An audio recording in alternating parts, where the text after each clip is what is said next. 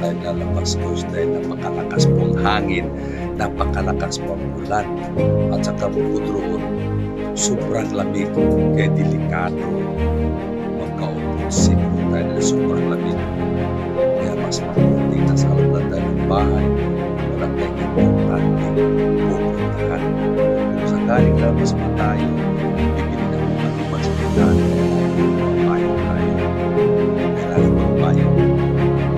Dahil pag ikaw ay nakatungtong sa kalsada, dito sa area na napakalakas at ulan.